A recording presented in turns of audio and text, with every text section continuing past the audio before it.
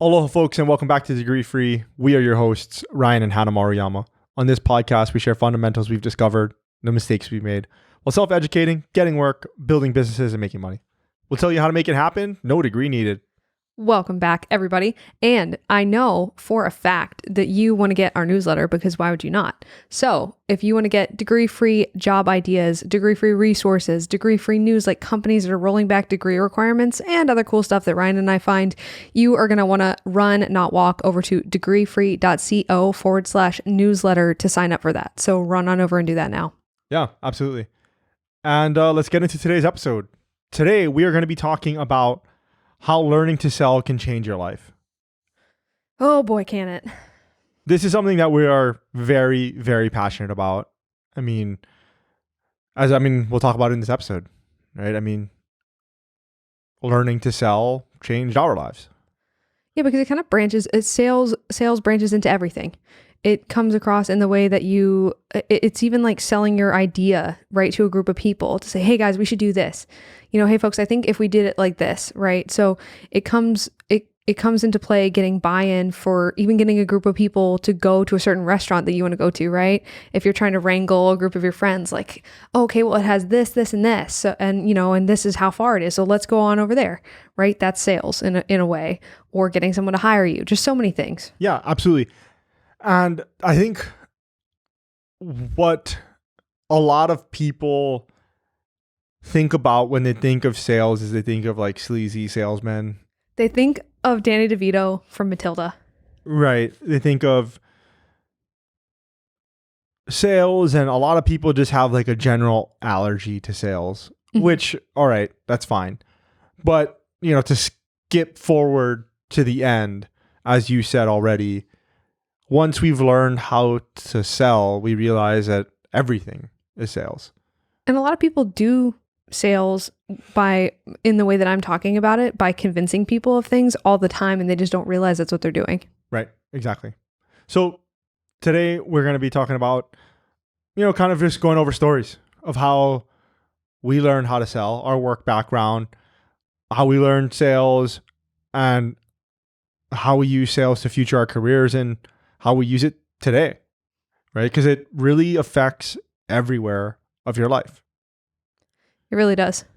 So I guess a good place to start is, when did you first learn how to sell, even though you didn't know that you were selling? Well, I think this one's pretty easy. So I started working in the service industry when I was 16 and some change. It was not my first job, but it was my, I think, biggest job was working in a restaurant with my brother, actually. And I started waitressing. And so I started to sell, upsell appetizers, upsell desserts, upsell bar drinks, because I was trying to get my check averages higher, right? Because when you just start working, especially in service industry, you're still learning the ropes. So you're all focused on the service aspect of it. But at most restaurants, like the tier of the one that I was working at, your check averages are the thing that make you tips, right? So if you get them to a $60 check, you're much more likely to make money than if it stays at a $17 check. So, I was just like, hey, this is the best thing to go with this. And I was sincere in it, but that really taught me to sell good things, but also to sell in order to get check averages up, because that's when I was making more money. Yeah, definitely. And my experience is basically the same as well. I first learned how to sell without really knowing that I was selling at 18. I started in the restaurant industry at the same time as you did at 16. But in Hawaii, you can't serve alcohol, and you can't serve alcohol until you're 18. And so the place that I worked at also had, it wasn't a bar, it was a diner, but they had beer. And so they had beer and wine. And so I couldn't be a server until I was 18. What's so funny is that in Georgia, when I turned 18, I became a bartender, because in Georgia, you can be a bartender before you can drink. Crazy, right? Yeah. I think you can do that in Hawaii too. Oh, can you? Yeah, pretty positive. Oh, they'll let you? I think so. I don't know. I don't know anymore. Interesting. I don't know anymore. I should call up some of my friends that are still in the industry and doing that. And if you guys know, please correct me. Contact@degreefree.co, please. Tell us how wrong we are. Yes, I'd love to. I love it. And so, but it's interesting. Think about it now. The way that I got that job, I started as a dishwasher when I was 16 years old, and I knew that I wanted to be a server because I knew that they made the most money in the entire restaurant. Right? They probably made more than managers at the time. I'm pretty sure that they did. And even though I wasn't 18 yet, I told them my goals, and so I started working on it until I was 18. I worked my way from a dishwasher to a cook, and then I had to get cashier experience. I did cashier. But anyway, when I turned 18, there was a long line of people in front of me. There was like 6 to 8 people in front of me that were... To be servers? Right, to be servers. Exactly. This is not really relevant to the story, but I'll just tell that anyway. And there was about 6 to 8 people in front of me to be a server. And it was all experience or seniority or however they made it. But when I turned 18, there was a spot open for a server, and it was on the graveyard shift. And they went down the list. They asked all the 6 to 8 people who's willing to work graveyards, right? I mean, it was 10 to 6 a.m. in the morning. It was a 24-hour diner. And I was just like, when it got to me, I was like, yeah, I'll do it. I was like, it means I'm a server, right? Like I just have to work those shifts, but if I need to, I can pick up regular money-making shifts. And they were like, yeah, you'll be a server. I mean, that's not what you're going to be working. You're going to be working the Monday to Thursday, 10 p.m. to 6 a.m. in the morning. Those aren't even, those are dead hours. That's not even like the Saturday. That's not even the Friday, 10 p.m. to 6 a.m. That's not like where you get the drunk people coming in. So you don't even get the party people. Right, exactly. Or the Saturday where you get the drunk people coming in, right? It's just, you just get the weekday weird people like me that are awake at that time. Right, exactly. You just get the weird people like me that are awake. And so I was just like, yeah, I'll do it. Sure. And so I ended up training. So I skipped all these people, and they were all okay with it because they didn't want to work that shift, I'm sure. They didn't want to work the graveyard, but they were asked. What's interesting, fast forward a few weeks after training, right before I finished training, somebody quit or something happened. There was an opening on the swing in the morning shifts at the restaurant as a server. Instead of asking somebody else, the first person on the list, if they wanted to do it, they asked me because I was trained, right? I was just coming out of training, and I was just like, yeah, sure. Right. And so I just totally skipped a line of 8 people, 6, 8 people, whatever it was. And I became a server. Because you were already trained. Right. And just by being willing to do what other people weren't willing to do. I was totally willing to work graveyard. Yeah. But it ended up I never had to work one because the trainings were in the day too. Did the person who trained after you end up taking those graveyard shifts? Yeah, they did. Interesting. Yeah. I was wondering about that because I was like, well, so someone still had to take those shifts, right? So whoever was in line after you, or rather in front of you. In front of me. Yeah. Exactly. Huh. Right. And, and they were like, that's not fair. It's like, I don't know. You weren't like, you didn't want to do it. Yeah. And then I'm trained. It doesn't make sense. They need somebody for the money-making shifts, right? Because they're busy, because the restaurant itself is busy. Yeah. So why wait 6 weeks or 4 weeks to train you when I've been in the training program and I'm done? And then they're running short on the floor. Yeah, right. That doesn't make any sense. It doesn't make any sense. So it was just path of least resistance. Right, exactly. Yeah. And I just got the job by being willing to do what other people weren't willing to do. That's a good lesson. Sorry. That was a super duper huge tangent. Good story though. Maybe. We'll see. There's a lesson there, maybe. There's something. I don't know. But anyway, that is where I learned sales for the first time. Right? Same thing. Selling $6 eggs.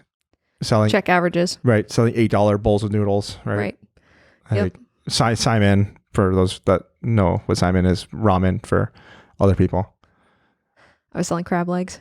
Right. And lava cakes and hush puppies. Right. And then I did then I graduated. I did the dining room server thing years later, right, where I moved up to a medium chain restaurant, and then I did the bartender thing. Mm-hmm. Right. Yeah, you and I basically did the same thing. Right, exactly. Yeah. But then where did you actually learn sales? Like when you knew it was sales?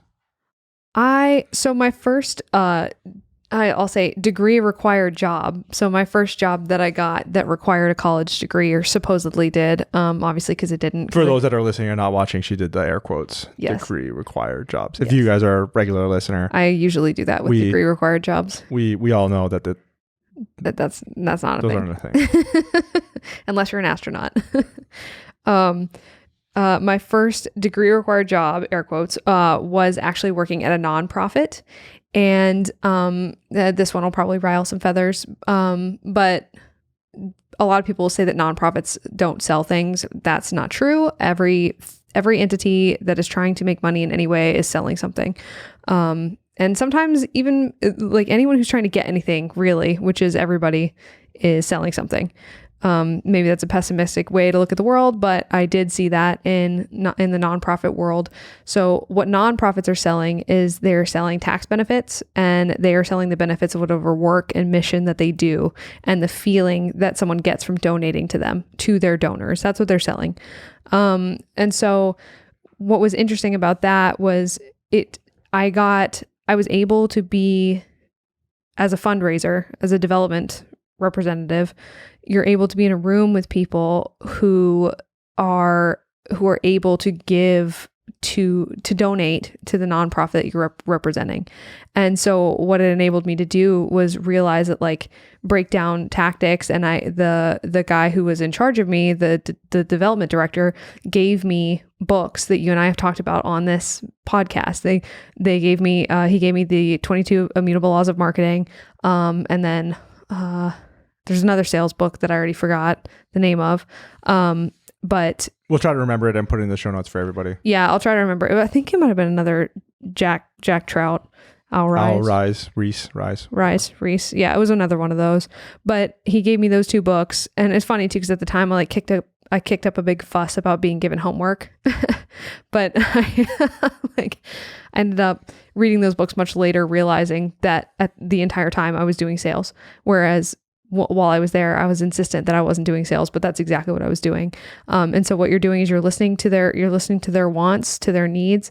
And then you are marketing, you're selling the mission and the benefits of the nonprofit to the person who you're about to ask for money, basically. And it was interesting because it was just more, the asks that I was making were just like more money than I'd ever thought of in my life. You know what I mean? It was just like just asking for the amount of money that I was asking for, like making that ask was sales. That's sales. That's a sales tactic. And if they say no, continuing to try to get past it is sales. That's just sales. That's all it is. Yeah. That whole experience with you, I remember that when you took that job and when you transitioned roles into that job, I remember you being insistent that wasn't sales. And I was like looking at myself, I was thinking, seems like sales. Seems like sales. I was like, I don't know. I'm not a mathematician or anything like that, but it seems like sales. Both you and the development director were correct about that. Right. Exactly. Who was wrong about that? Me. I was. Right. I also came out of that, as an aside, I came out of that with viewing that only giving to nonprofits that feed people or heal people, because nonprofits in general, just a whole, it's a whole thing. That's another thing we'll get into later. But the place that I really learned it, I think, was working at a call center. I worked at a call center in the tourism industry, selling timeshare, basically timeshare and activities. And that was just sales. That's all it was. It was a combination of cold calling and inbound leads for activities. And you basically would just try to get them to go on a timeshare tour, or you try to sell them tours and activities. And it was really cool because that experience really helped me with with quickly connecting with people.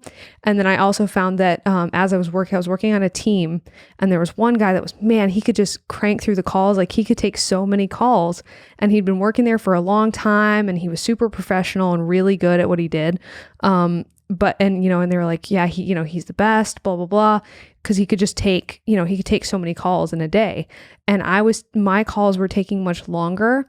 But what I was doing was instead, I was like, I want to see if this works. And so what I started to do was focus on selling larger ticket items. So I would sell, like, instead of selling two, snorkeling tours for $40, I would try to sell them renting out the whole boat, right? For their 12 person, whatever. So they could go around they can go around the island, they could do whatever. And doing that, I didn't find out until much later, but I ended up selling the most because I was doing that, which that's pure sales tactics, right? It's volume versus, quality. Volume versus call volume versus sales volume. Right. Versus sales volume versus dollar volume. So yeah, super interesting though. I learned a lot doing that. And also I was terrified to answer the phone as most millennials are. Anyone who's afraid of answering the phone, if you work at a call center for a few months, you will be completely cured of fear of answering the phone. Because you can't, you just can't. But I hated, I cannot stress enough, answering the phone when I started working at that call center. And by the end of it, it was like, I don't have issues with that anymore. So highly recommend if you're looking to get over a fear of phone calls. Yeah, definitely. And, before I kind of get into my background of how I learned sales, I want to talk about what your experience as a nonprofit fundraiser, as a nonprofit salesperson, basically, what it reminded me of is, and we've talked about it before on the podcast, but you have this friend, that very nice person, but she went around and she sold people college. Yeah. Right. And she sold people some of, if not the most expensive thing ever in their life, the at least top two. Well, but she had no idea. School, but she had no idea. And the particular school she's selling for is like unbelievably costly. Right. And so it's like, I met her, we met up with her, and I met her. I was like, oh, what do you do? And she's like, oh, I just go around, give PowerPoint presentations to high school seniors and juniors and their parents and tell them about the benefits of going to this school. Right. And I'm just like, oh, right on. You're in sales. Like, awesome. Good job. And she was just like, no. She almost like physically recoiled. She's like, no. I'm not in sales. And I'm just like, yes, you are. I'm like, whoa. I was like, buddy, I don't know how to tell you are this. Totally in sales. Not only that, you are in like the most expensive sales ever. There's home sales and then there's you. Bummer for her though. She didn't realize that she was in sales, and then so they put her on salary because we knew that what is she making? 60 something thousand, 80,000, whatever. Something like whatever that. It was, even it was less than six figures, and even if it was a little bit more than six figures, only a little bit, it wasn't nearly enough for what she did, which is travel the country and sell a super expensive product. So expensive. I was like, if you just realized this was sales, you would be able to ask for, maybe not commission, but you'd be able to ask for a lot more. Yeah. Like, that's crazy. Yeah.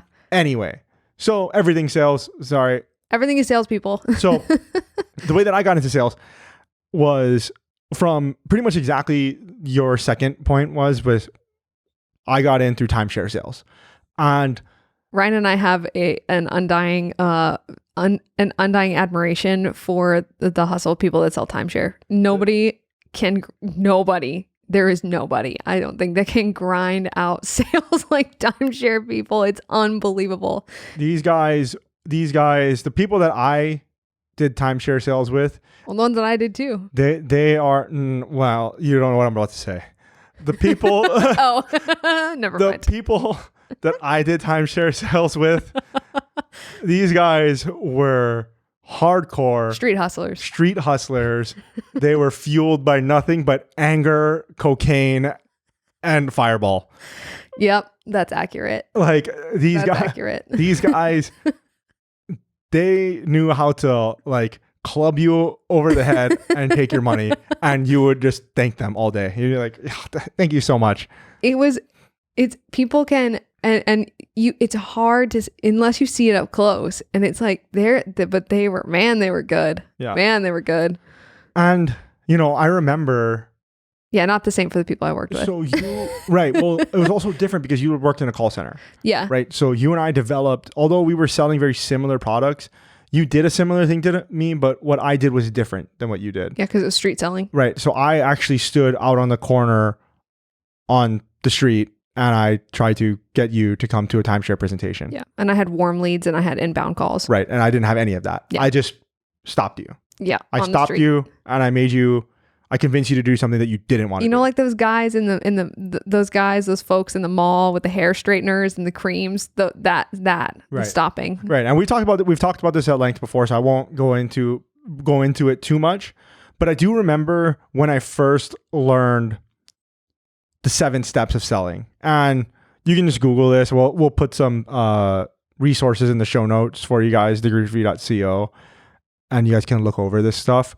But you know, the steps of selling are all pretty similar. They vary a little bit based off of what industry you're in and what you're selling, right? And who you're selling to. Yeah, sure. Right. So I think the first step of selling in like the 7 steps of selling is like discovery or something like that, or preparation or something like that. But so I'll just go over it real fast because you can read the articles that we're gonna link in the show notes. But you know, the first one was the stop, because I was out on the street, right? I didn't have inbound calls. I didn't have any leads to call. I wasn't given phone numbers or anything like that. I had to physically stop people, sometimes literally putting my body in front of their body in order to get them to stop. Hey, slow down, right? Like, God. Excuse me, ma'am, sir, do you believe in the Easter Bunny? Not a great hit rate on that one. Memorable though. But you would get somebody that stopped eventually, right? And usually it was the guy on that one. Usually, I'm looking for couples. And so usually the guy would turn around and he'd look back. He'd be like, "Nah, man, I stopped believing in the Easter Bunny about 20 years ago." And then he engaged with me. I got him. So I get up from my stool and I go chase after him. Right? I go chase after him and I'm just like, his first mistake. Right? Exactly. Don't engage me. Don't talk to you. Don't talk to me. I'm gonna go talk to you because you gave me an in. Right? Yep. And now we're gonna talk about the Easter Bunny. Yep. And it'd be like, why are you here? Let's talk about why you're here. Let's talk about vacations. Let's talk about how I can save you money on your vacations. No. Here we go. And now it's done. Right, exactly. And so the first thing is just getting them to stop. That was ours. The second part was discovery, right? Asking questions, right? And mind you, I remember when I learned this, I was sitting down at a very cold and dank bar that I used to work at, that I just got fired from, actually. That's a story for a different time. I just got fired from working behind that bar. Now you're sitting on the other side. Now I'm sitting on the other side of it, maybe like the same week. And as one does. Right. It's the middle of the day. You can't tell because this bar is super dark. Like, it is crazy dark. It's crazy dark. It's like the Bat Cave in there. And my trainer is teaching me this, and he's writing this down on a bar napkin. He's writing down the 7 steps on a bar napkin, and we're sharing a Fireball whiskey while we're not sharing one to get. I mean, we have separate glasses. That's good. We have separate glasses. We're sanitary. Not yeah, exactly. I know it's a bar, at 1:00 in the afternoon, but have a little dignity. I think it was like 11. Perfect. Good. Right. Exactly. and so, he's teaching me the discovery, right? And so he's like, you got to ask questions, right? That's our job. Our job is to ask questions to see what their deal is. And that leads us into the next step, which is qualifying. Right? For what we were looking for qualified candidates in order to come and do a timeshare presentation, right? I mean, it wasn't timeshare that we were selling, but it's similar enough that that's what we're going to call it. And right, where I was looking for couples. I was looking for people. So if I just had a single, I would be like, are you? If it's just a guy, I'd be like, oh, are you here with your wife or your family here right now? And I'm just trying to qualify them the entire time, right? While I'm talking with them. And then he's like, no, actually this is a solo trip for me. We didn't take solo men. So I'd just cut him loose. I'd be like, oh, okay, right on. Awesome. Right. Yeah. Good trip. Yeah. Have a good trip. So he'd be like, no, but how about you help me get on the trolley? He'd be like, no, I'm good, man. Then he just wanders around for the rest of the day, never gets on the trolley at all. Yeah. Oh my God. I know. It's terrible. But then the next step 4 was the pitch, right? And tell them what you got for them if they were qualified, if you could tell them. So tell them about the timeshare, tell them about how we already know how they vacation because I already asked them in the discovery. We already know that they're married because I asked them already, They go to the same place. They do the same things. Exactly. Like, so the product that you're selling makes sense for them because it actually, they're like, oh yeah, this actually is a good product for you. Exactly. Or at least you tell them you're a good fit for it. You tell them enough to get them interested at that point. Right. Right. Because I'm not trying to close sales at the time. I'm just trying to agree. I'm just trying to have them agree to hear a sales pitch later. So it's technically sales development or sales marketing, but it's sales. Yeah. The next thing is going to be overcoming objections. For what I was selling, overcoming objections was literally everything. I mean, that's for all sales, right? But I mean... No, but really? Everything. Right. I mean, there was so many reasons under the sun why you don't want us to give up 2 hours of your life, even though I'm going to give you $150 worth of free stuff. Right. I get it. Right. But I had to hone in on those things and overcome those no's. Yep. Right. The basic things were going to be like money and time. Those were always, it's too early. Oh, we don't have time. Yeah. We don't have time, or I don't need the money. Yep. Right, because I was just trying to give you free stuff. I mean, not free. You're going to pay with time for it with your time, right? So it's overcoming objections, and some people, trust is a big one, right? And they're like, "Why would you give me something for free?" Because I just met you 5 minutes ago. Right? Yeah, I just met you for 5 minutes. 5 minutes ago. Why are you going to give me $200 worth of product for free? And I'm like, that's a great question, right? And so that's their objection, right? They don't trust you. Like, look, I'm not giving you anything for free. You're going to pay with your time, right? Like, you're going to pay with your time. But you don't have to buy anything. I just want you to sit there. I just want you to sit there, which I really did. Actually, I don't care if you buy. Yeah. Right. Like I got paid if you went, and then I did make money if you bought. Whatever. But your goal was to get. But for the most part, I just wanted you to go in. Yeah. Right. It was a numbers game. Right. And then the next thing was going to be step 6 was closing. Right. So you take their money, and then the last close. The next one was following up. So some people would. Usually the presentation was the very next day. And so you got to make sure in order for us to get paid, we would have to make sure that they got there. Right. So our follow-up was, okay, well, here's all the parking. Here's the parking situation. Where are you staying? Let me call you an Uber. 7:30, be downstairs. So we'd arrange an Uber for them or something like that, right? That's our version of follow up. Right. In the morning, we wake up and we give our couples a call, and we say, "Hey, it's Ryan from the timeshare company. Just making sure that you don't have any final questions before you go on your your tour of the property or whatever." No, okay, right on.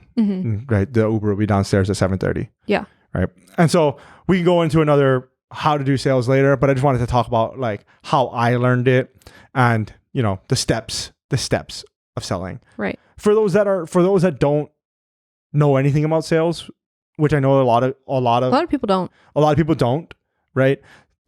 The 22 immutable laws of marketing is a good one, right? Very.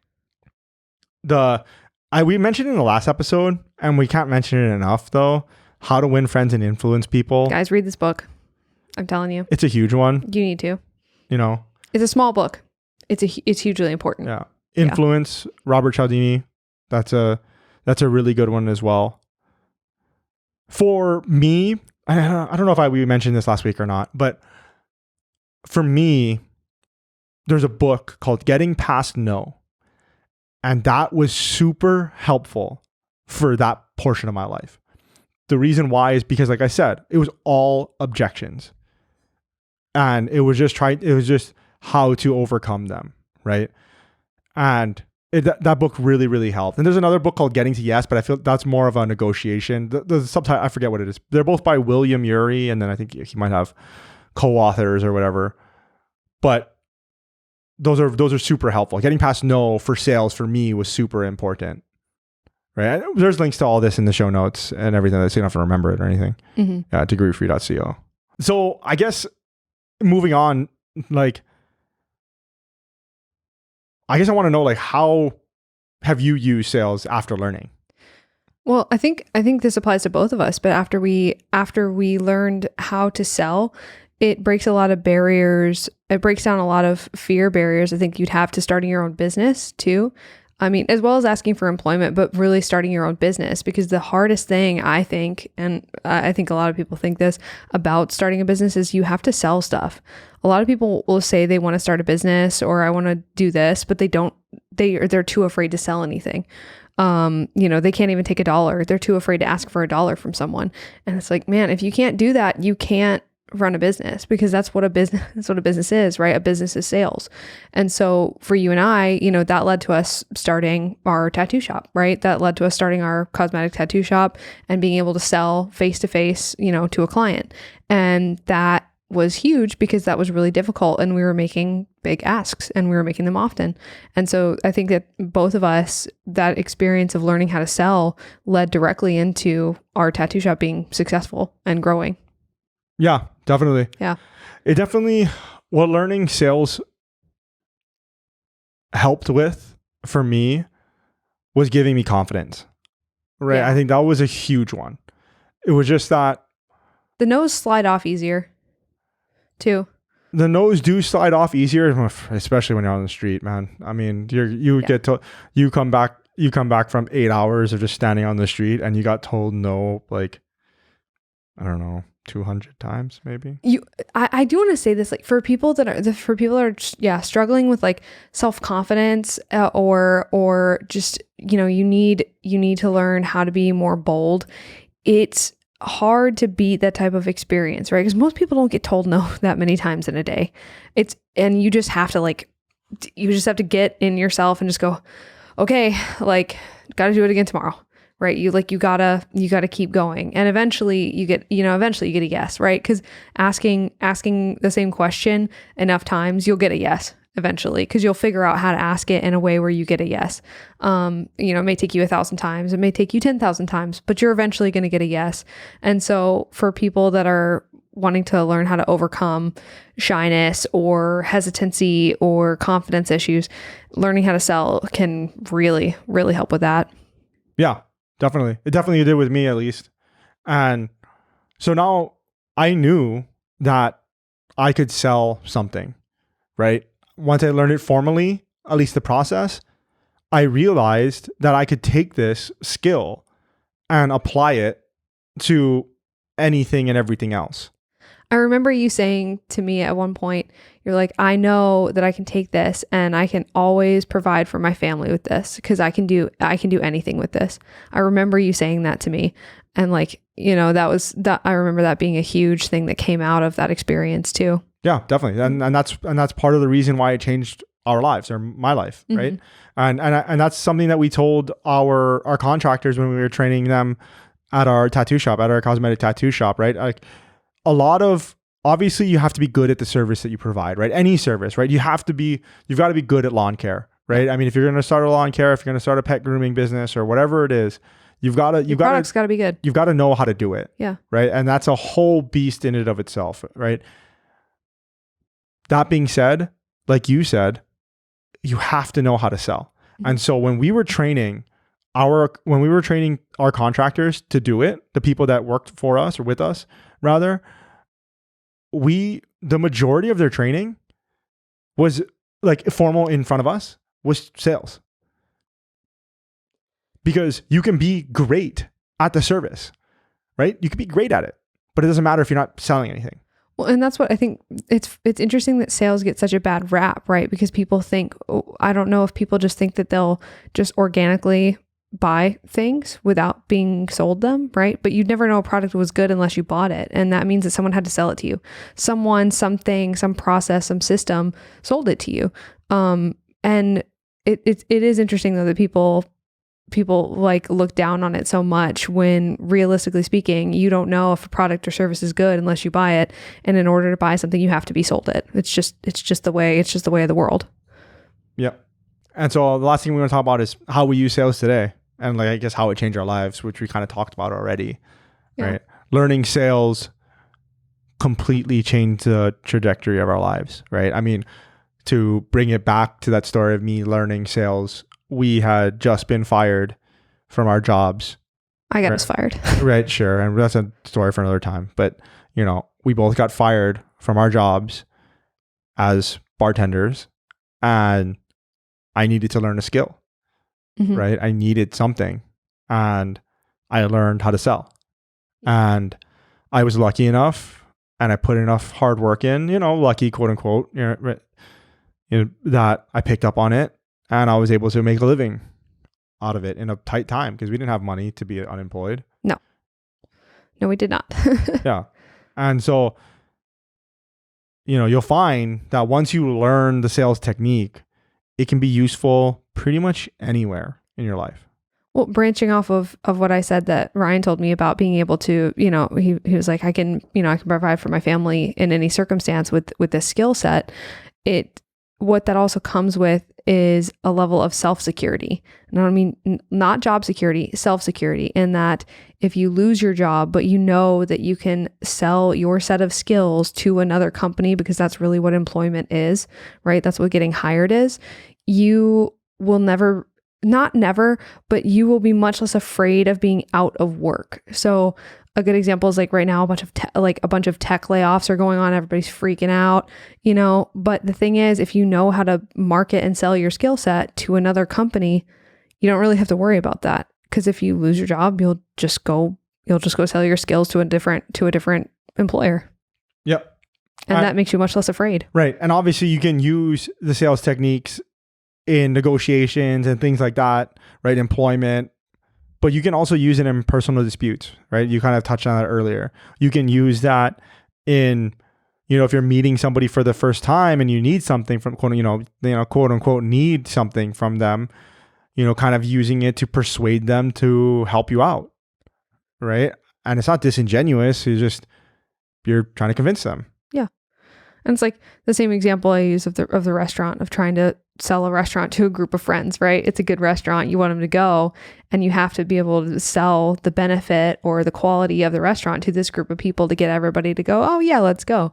Right. You're trying to like, hey, this is a good place. We should go. And it just helps to have these sort of skills in life. Yeah, definitely. And that's pretty much it for this week, guys. Thank you so much for listening.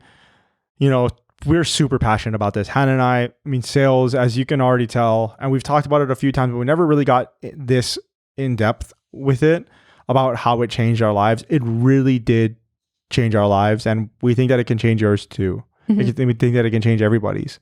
Yeah. And if you guys like this podcast and you guys want to support it, the best way that you guys can do that is by leaving a review anywhere you get your podcasts. An honest review would be awesome. If you guys need any links to the things that we talked about, you can visit our website, degreefree.co/podcast, and it'll pop right up. And then if you want to get a newsletter from Ryan and I, which of course you do, you can run on over to degreefree.co/newsletter to get our Degree Free weekly newsletter. Yep. And I think that's it. Until next time, guys. Aloha.